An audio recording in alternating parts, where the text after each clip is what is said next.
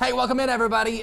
Today's Get Fit is one of the old sit-downs where we take the concept of fitness, but of course we integrate, the mind, the body, the heart, the soul. For that, of course, we have counselor Julie Booksh. She's here for a good old discussion. Good morning, Julie. Thanks for coming in. Thank you. Good morning. We're talking about one that I struggle with, for sure.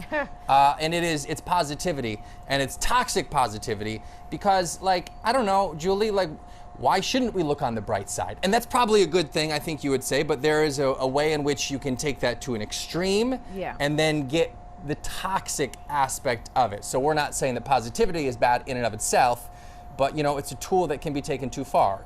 So where do we begin? Well, no one is saying that you shouldn't look on the bright side. Sure. Right? The problem comes in where there's a constant pressure to feel and be positive all the time when everything in you feels not positive. Okay. Sure. Yeah. When I'm having a really bad day, when I'm sad, there's nothing wrong with that. And the toxic positivity is especially on social media, but not really just on social media. Even in our relationships, I want to share something with a friend and my friend immediately wants to make me feel better. Yes. Which there's very little presence in. It's like, it's not okay for you to feel this way, is the feeling that people can have.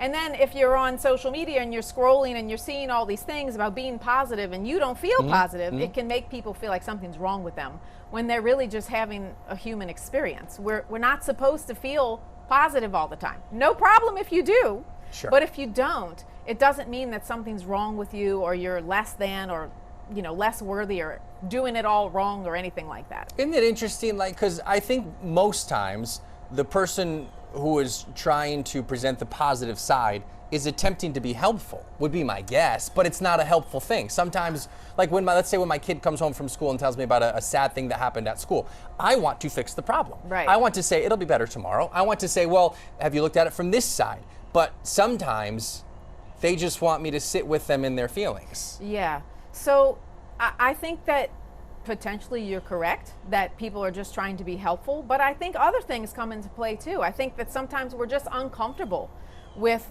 people that are feeling sad or angry, and we want them to feel better because we are uncomfortable. So we're trying to be helpful, but sometimes it's also about us.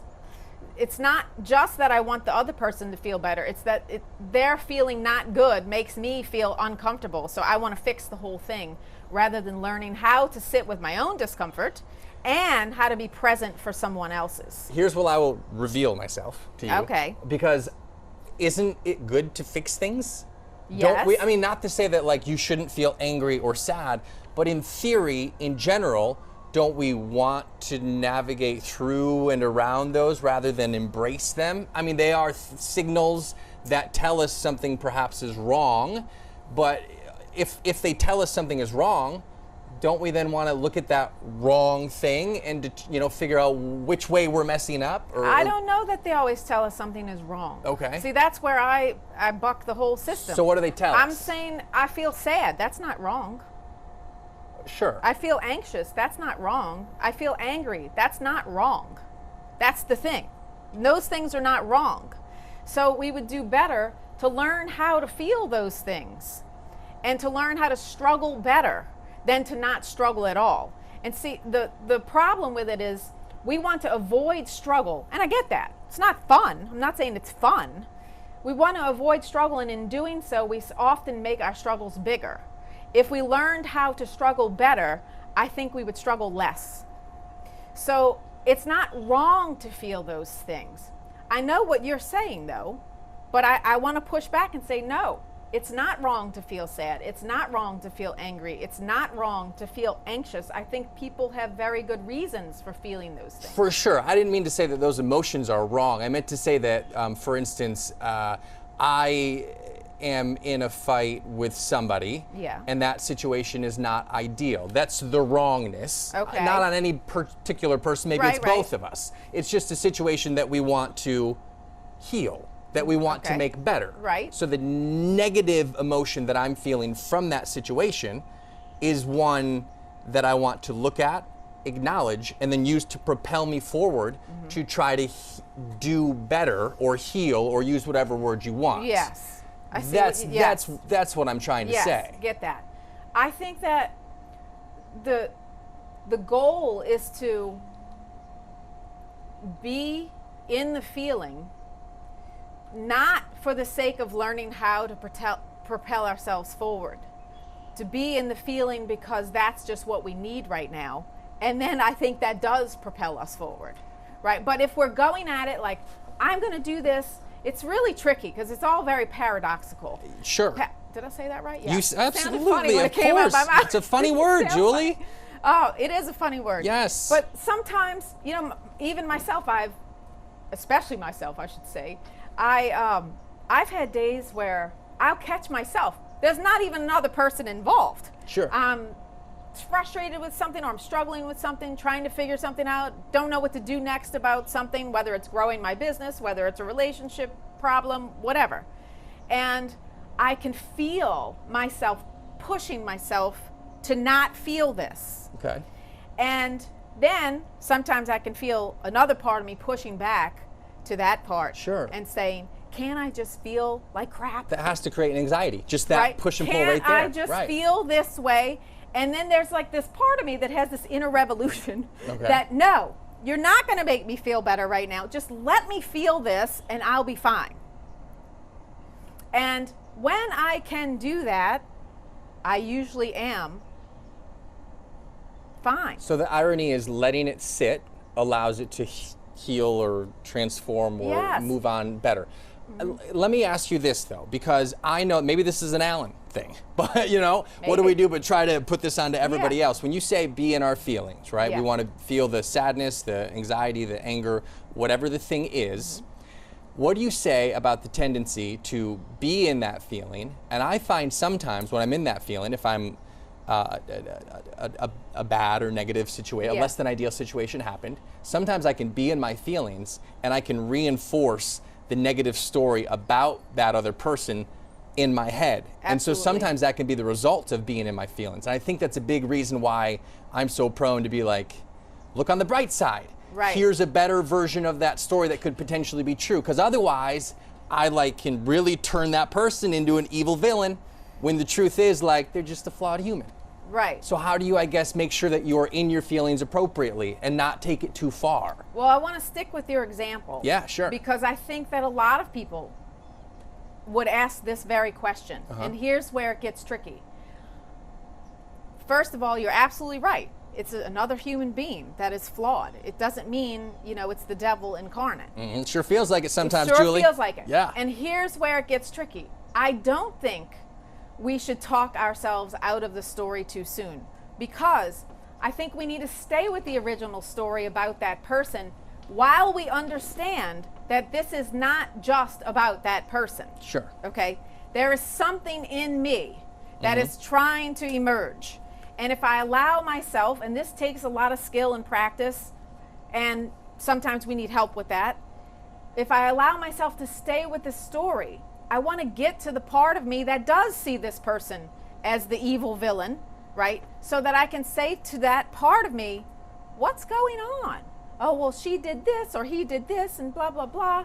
And then I want to have mercy around that part, because that part is trying to be seen in some way that it possibly has never been seen before. Now, again, this is about the other person's behavior, but on a level, it's also not at all about the other person's behavior.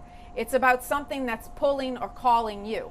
So maybe I need some tenderness around the way I have been treated in my life, that this person is simply triggering, right? Maybe that's it. Or maybe I think it's so unfair that that person says this and this and this, and so I make them wrong and bad, when the truth is I need to learn how to speak my mind more, just like they do, but I call it bad. So I marginalize their behavior because it's either something in me that I do and don't like, so I call it bad, or it's something I need and will not allow myself to do, and so I marginalize other people when they do it. It sounds to me, and correct me if I'm wrong, that this process that you're describing is a way to really take control of the situation, to really look at what you do and alter that. And I think that's a healthy thing, to take responsibility for Correct. your part in it. Right. Which is the opposite of what my original concern was to get lost in your feelings and emotions and give up control to them. Right. And I think a lot of people, oh, I can't go too deep into that story. And some people will get lost, and that's why sometimes we need help with that. But if we just say, no, I don't want to get lost in it, then we are potentially losing the deepening that it might be bringing us to. Okay. I think it often is bringing us Okay. to. I think I understand you clearly. Can we give an example? So like we've Yeah. talked about me stealing your apples. Oh, Let's say yeah, we're yeah. coworkers, right? Yes. And you bring an apple to work, and like the first time I take it, and you're like, maybe he's just hungry, whatever. Second time I take it, you get a little more angry. By the fifth time, you're angry. So in that scenario, what would a healthy, non-toxic positivity be in your feelings, and figure out your part in it? What would that look like? Well, I would say I'm mad that Okay. this person keeps doing this. And okay, I'm mad. Why am I mad? This person has crossed the boundary, right? Mm-hmm. They keep taking my stuff. Not once, not twice, not 3, 5 times. Sure. And so the first question is, you're mad. Have you told this person that their behavior upsets you? And Okay. a lot of people will say, well, no. Sure. They should know not Right. to take my stuff. We want and I people- will say, might be true, but clearly they do not. Mm-hmm. And so the first question is, have you told this person this is not okay with you? And you'd be shocked how many people No, will say, I'm no, your, I I'm have your not. guy. Yeah, Okay. I want everyone to read my mind, Julie. Right. I don't want to have to tell too. them. What are you I talking think about? we all want everybody Yeah. to just know. For sure. All right. So that would be a positive way to say, no, it's okay that I'm angry about this. Now, what am I going to do with that? Am I going to just sit here and fester in it and tell myself all the time that so-and-so is awful? Or, okay, maybe for the first 5 times, but then Sure. I need to go maybe say, hey, stop doing that. I don't Okay. like it. Okay. All right. I dig that. So toxic positivity it's not seeing ourselves. It's minimizing a part of ourselves. Yes. Maybe making it invisible. Yes, it's the pressure to constantly feel and be positive, which you are missing big parts of yourself that make you whole. And so, very well put. I wouldn't change it. I have a tattoo on my arm that says "Life is what you make it." So, like, I mean, I don't know if that in and of itself is toxic positivity, but that's certainly looking on the bright side. Yeah. It can be taken in that way. I don't think looking on the Could be. bright side is toxic positivity. But it would be if you came to me and you're my pal and you were sad Yeah. about something, and Yeah. like I didn't give you space to hear you, and I immediately went to show you why maybe it's not as bad as you feel.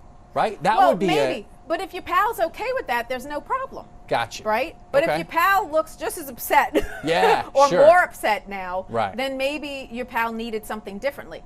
It's not your job to read their mind. But we have to get, just like the apple, we have to get better as a society at saying, I really don't want advice right now and I really don't want to feel better. I just want to be able to vent and share something with somebody who's going to say, oh man, dude, I'm sorry. Sure. Yeah. That sucks. To experience the emotion together. Yes. In a way. Yes. In a sense. But if your friend's like, wow, I feel so much better, no problem. then that's a good thing. Right. Yeah. Okay. All right. Every relationship and every situation's different. All right, so what do? You started with social media. We didn't go to it too much because that's everywhere, right? There's, Yeah. you can find any kind of Instagram account. Yeah. The toxic positivity is there, I imagine. How do we navigate that landscape? I think that when you feel the pressure, when you start to feel, oh, something's wrong with me because I read this, inspiring quote and I didn't feel inspired at Sure, all. I yeah. felt angry or resentful of it, then get off of it. It's not, if it doesn't fit for you at that moment, it doesn't fit for you. And that doesn't make anything wrong with you except you're being honest with yourself in the moment. To me, that means you're being real and you're caring for your true feelings rather than trying to judge yourself against someone you don't even know's post of the day Yeah. or the minute. So, I mean, I read the other day in some marketing research I was doing that people receive anywhere between 4,000 and 10,000 ads a day Blah, on no, social media. no, Yes, get out of here. a day. And do you know how many of those? I don't know, but I could guess that a majority of those are ads telling people that they need something Oh, because for they're sure. not good enough. Right. So, and that's what we're facing. Sure. So limit your time if that's a consistent thing for you on social media where you get on there and you feel worse. Limit your time there. Do something else. Journal about your feelings. Yeah. Call a friend. Have an actual conversation, or even text one person instead of scrolling through 300. Very few things lay bare the inconsistencies in my thinking than journaling.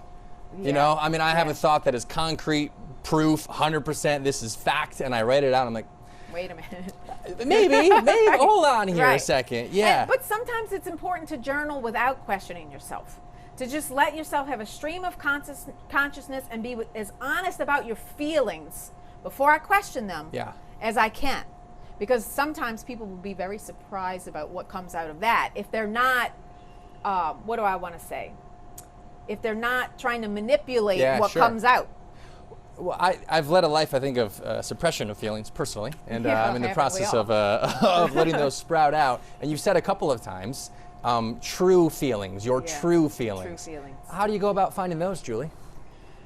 I think just what we've been talking about. I think that there are clues all the time about our true feelings. I think our bodies express them in our facial expressions, in the tone of our voices, in the hand gestures. Just a minute ago, I couldn't find a word, and I started doing this, and I'm like, Uh-huh. oh yeah, there it is, manipulate. Yeah, That's yeah. the word I was looking for. Got you. But whenever my true feelings,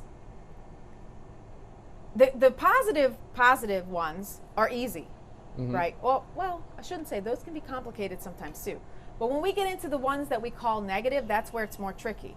Anytime I feel like I am forcing myself to feel something other than what I'm feeling, that's a signal for me that if there's a pressure, that's a signal that I am trying to make myself feel something I don't feel, which is my true feeling is what I actually feel, right? So that's a signal for me that I am not tuned into my true feelings.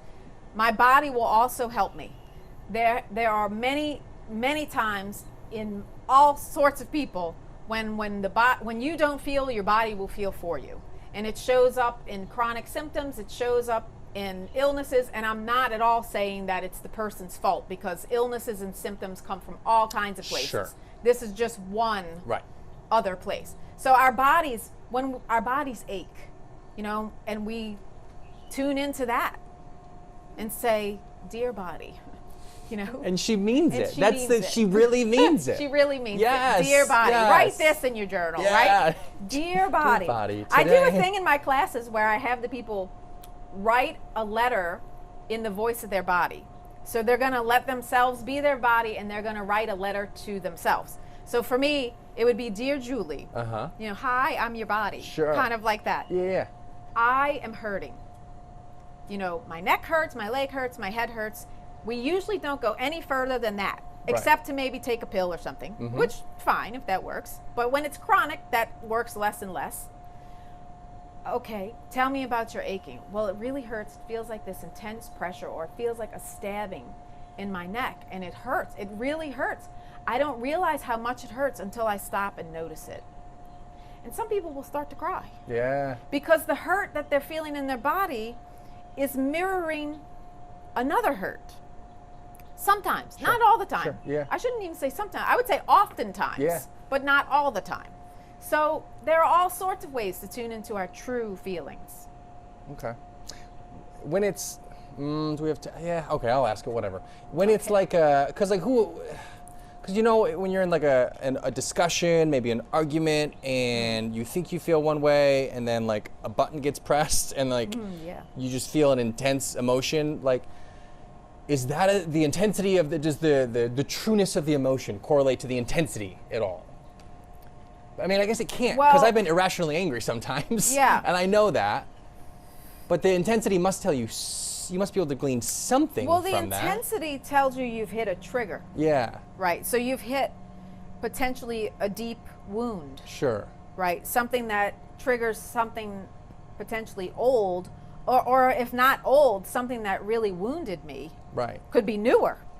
And it really wounded me, and whatever's going on in the moment is triggering all Yeah. of that. And So it's not cut and dry. Right. And to get to that answer, it would require mounds and mounds of discussion, perhaps. Sometimes, but Perhaps. once you start to practice, with even that simple exercise of, we've talked about this before. How are you, Julie? Right, And letting yeah. myself write it for real and not making myself wrong and Yep. not analyze it and not trying to diagnose it or take it apart or fix it. Yes. You start to get better at it.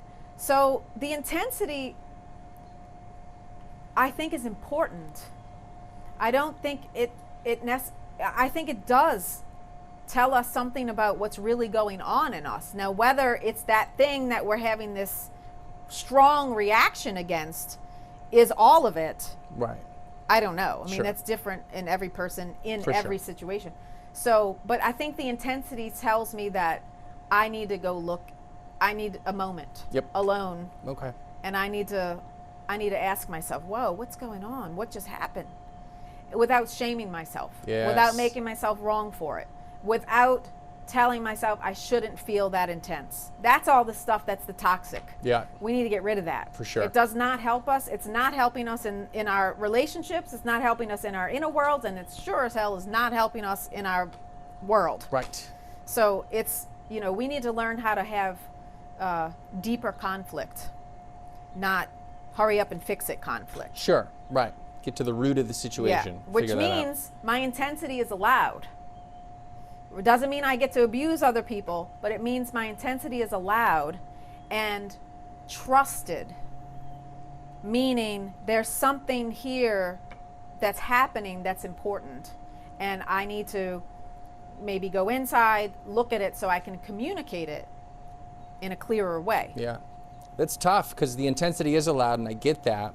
But it's almost as if I'm thinking of interpersonal relationships. It's almost like both sides can't have that and can't bring that intensity at the same time, right? Somebody, Well, I mean, they can. I mean, they can, but And is they that do. productive? Right. They We've all do. been there, obviously. Yes. But ideally, one person has that while the other, Yeah. I don't know, absorbs it and listens Ideally, and is we there. take turns, Yeah. right? Ideally, we take turns. Sure. And by the way, I'm not suggesting that if somebody gets real intense with me in a way that doesn't feel good for me or that feels harmful to me, I don't mean I don't have a boundary about it. Sure. I can't do this right now.